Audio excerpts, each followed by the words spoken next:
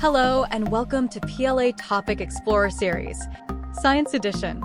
Today we will explore the fundamentals of cell theory.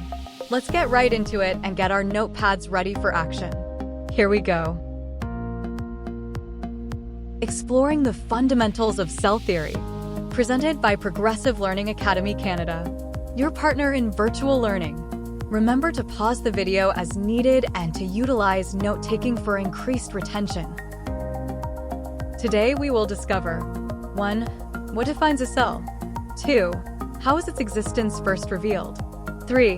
What are the core principles of cell theory? As we make our way through the lesson, remember to take your time. There is no rush. What is a cell? Cells serve as the fundamental units of life, exhibiting diverse shapes and sizes. While some are only able to be seen through a microscope, others, such as eggs, are sizable enough to be held by hand. Here we see some examples of cells. Take a moment and reflect. Pause the video if needed. What do they remind you of? Where do you think we can find them? Discovery of cells. Cells were initially documented by Robert Hooke around 1665. While enhancing the microscope's design, he examined a cork slice. At close range, he observed box-like structures, later recognized as cell walls. The cell theory. Hooke's discovery paved the way for German scientists Theodor Schwann, Matthias Schleiden, and Rudolf Virchow, who sequentially formulated the classical cell theory. This principle in biology is fundamental to our comprehension of all living organisms, condensed into 3 key principles. Coming up next. The first principle.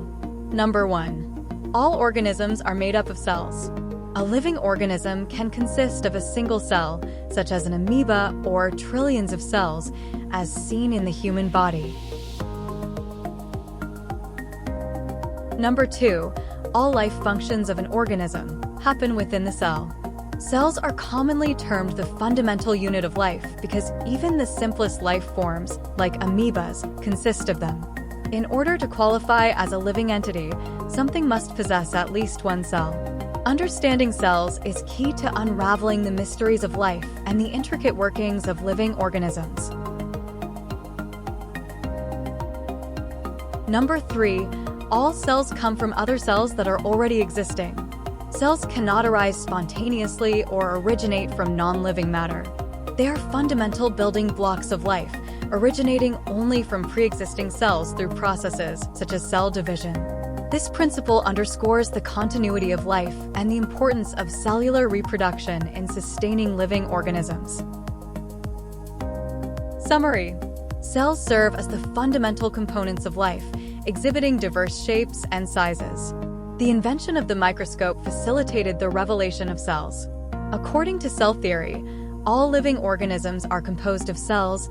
Cells are responsible for vital life functions, and they can only arise from pre-existing cells. Excellent work today. Lesson complete. Thanks for joining us on our exploration of cell theory fundamentals. We hope you enjoyed and learned something new. If you did, give the video a like. It's greatly appreciated by our team. Happy learning!